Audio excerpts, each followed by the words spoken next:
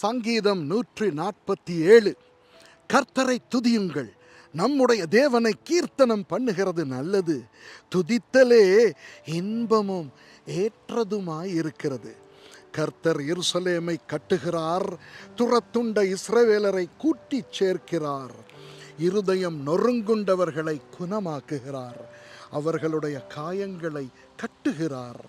அவர் நட்சத்திரங்களின் இலக்கத்தை எண்ணி அவைகளுக்கெல்லாம் பேரிட்டு அழைக்கிறார்.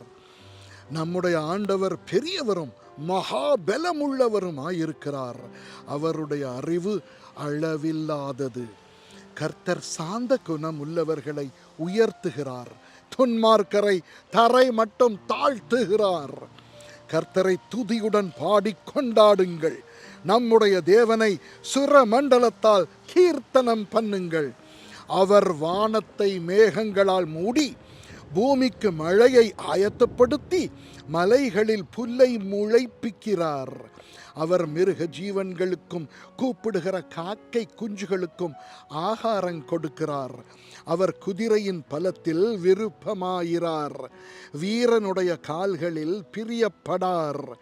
தமக்கு பயந்து தமது கிருபைக்கு காத்திருக்கிறவர்கள் மேல் கர்த்தர் பிரியமாயிருக்கிறார்.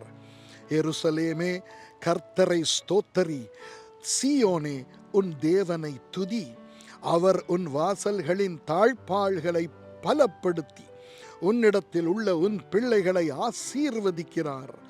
அவர் உன் எல்லைகளை சமாதானம் உள்ளவைகளாக்கி உச்சிதமான கோதுமையினால் உன்னை திருப்தியாக்குகிறார். அவர் தமது வார்த்தையை பூமியிலே அனுப்புகிறார், அவருடைய சொல் மகா தீவிரமாய் செல்லுகிறது.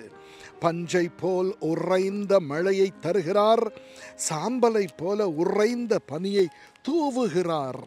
அவர் தமது கல் மழையை துணிக்கைகளாக அனுப்புகிறார், அவருடைய குளிருக்கு முன்பாக நிற்பவன் யார்?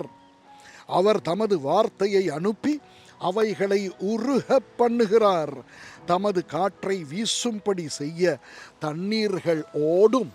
யாக்கோபுக்கு தம்முடைய வசனங்களையும் இஸ்ரவேலுக்கு தமது பிரமாணங்களையும் தமது நியாயங்களையும் அறிவிக்கிறார்.